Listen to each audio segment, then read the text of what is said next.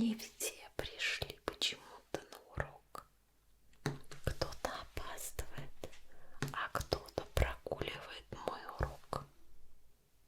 Но вы передайте тем, кто прогуливает уроки мои, что они должны будут все пересмотреть и отчитаться за те уроки, которые они пропустили.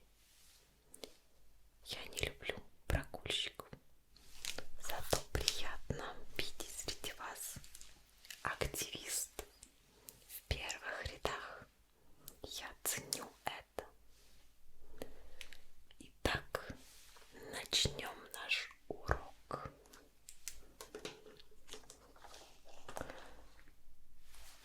Все взяли подушки. Вы должны сейчас очень удобно устроиться. Найти удобное положение тела. После начала лекции нельзя будет вставать, ходить, жевать.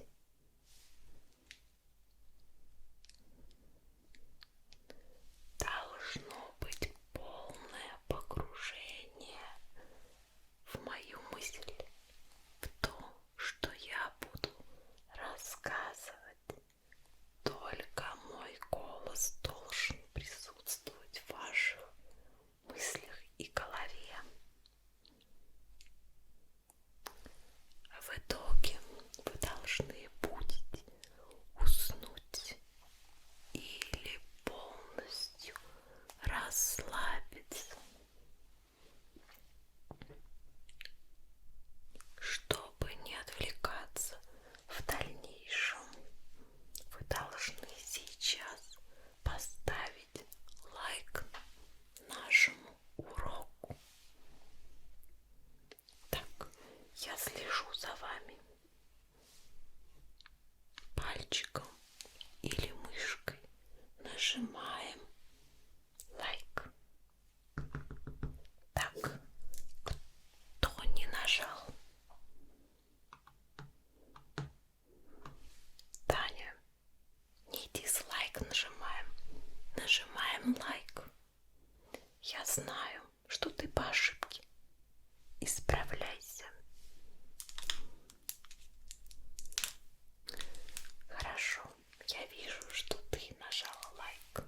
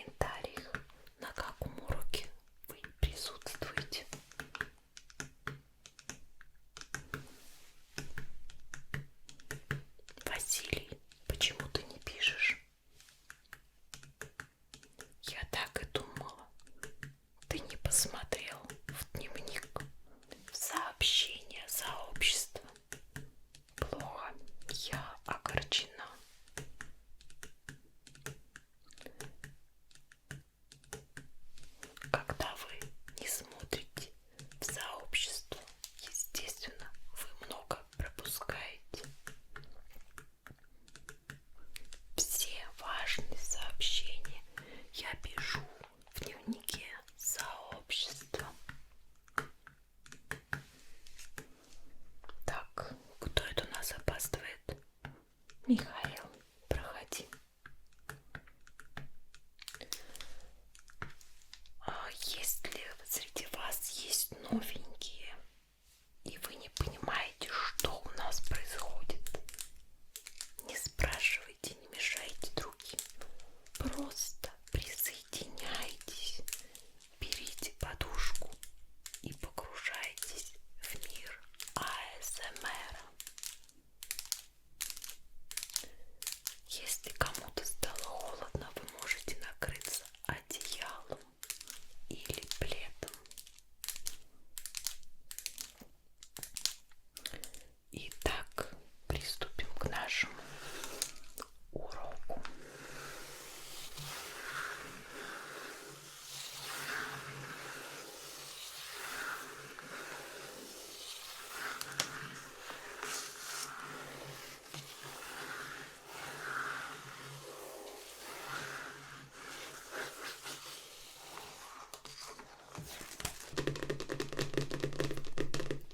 Итак, урок истории.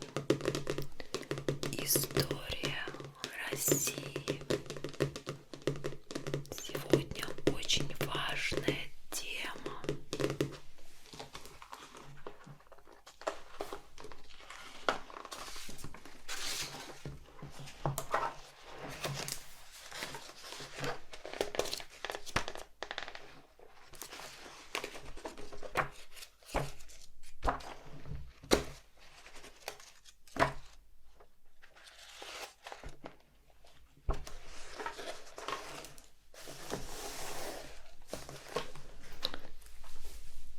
Мы поговорим сегодня о Александре II. Вспомним его правление.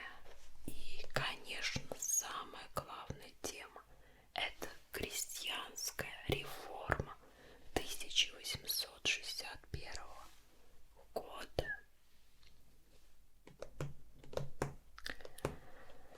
Новый император Александр Николаевич, сын Николая I, родился 17 апреля 1818 года. Его воспитание было поручено полковнику, боевому офицеру. С 16 лет Александра стали приобщать к государственным делам. Наследник престола совершал большие путешествия по России и Европе. Он посещал губернии в европейской части страны, побывал на Северном Кавказе, встречался с декабристами. После кончины Николая I в 1855 году Александр II вступил на престол. К этому времени ему уже было 36 лет, и он был сложившимся человеком. Новый император, воспитанный в традиции николаевской системы, не был ни либералом, ни сторонником реформ. Но все же, как военный человек, осознавший истоки причин поражения в Крымской войне, как государственный деятель, он встал на путь реформ.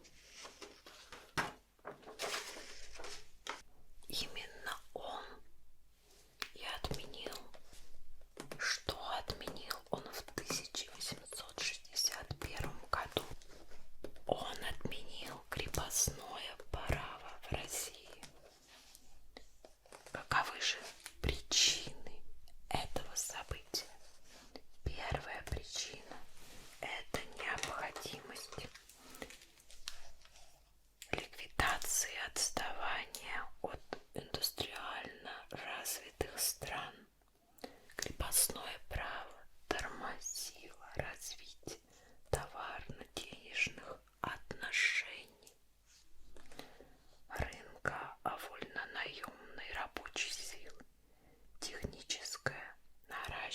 промышленности, армии и сельского хозяйства.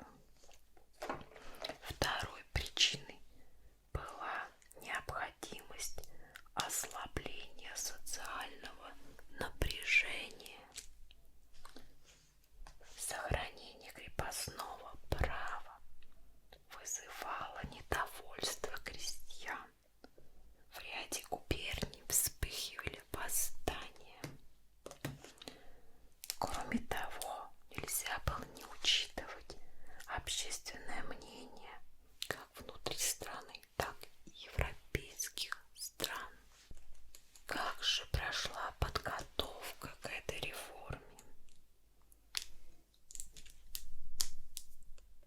В 1857 году был образован секретный кабинет для обсуждения проектов крестьянской реформы.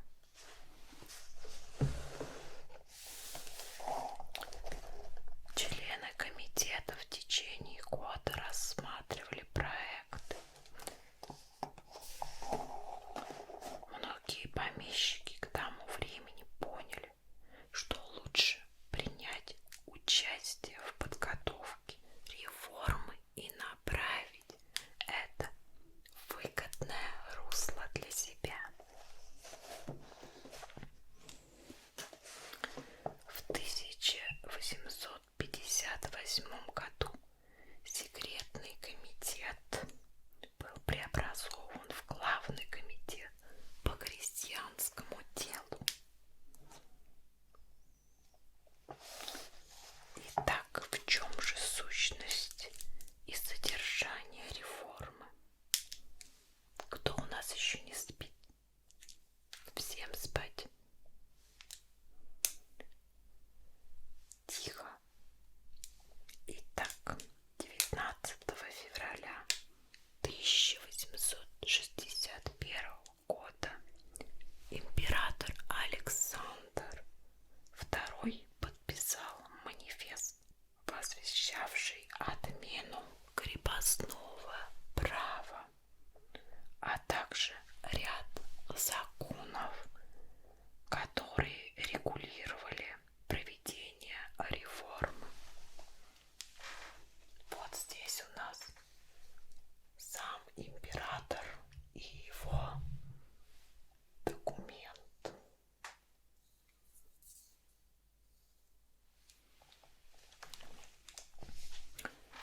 По этой реформе крестьяне сразу получали свободу,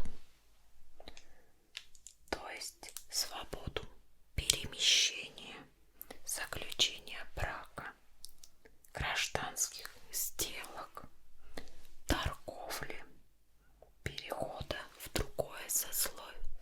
Раньше этого не было. Крестьяне освобождались вместе с землей. Свой надел они должны были выкупить у помещика. Они должны были по-прежнему, работая, выплачивать. Размеры выкупа земли в каждом регионе были разные, но везде государство помогало крестьянину совершить выкуп земли. Оно оплачивало 80% стоимости надела, а остальные 20% выкупной суммы крестьянин выплачивал помещику сам. Деньги, которые выплатило государство, крестьяне должны были вернуть в течение 49 лет. В законе было четко указано, какие размеры земельных наделов крестьяне должны получить в каждой губернии. Крестьяне, получившие личную свободу, должны были иметь самоуправление. Если прежде помещик выполнял по одной предложению крестьянской общине функций и сборщика податей, и полицейского, то теперь была новая система — сельский сход. Итак, последняя глава — значение реформ. Здесь у нас как раз объявление о том, что теперь крестьяне свободны. Каково же значение всего этого? Значение крестьянской реформы в 1861 году было очень велико. Отменив крестьянскую зависимость, она сделала около 24 миллионов крестьян свободными. Это коснулось практически всей нашей страны. Реформа открыла путь новым экономическим отношениям, способствовала созданию рынка свободной рабочей силы. Однако она имела ряд недостатков, главным из которых было сохранение многих пережитков крепостного права. Она также не решила проблему малоземья крестьян.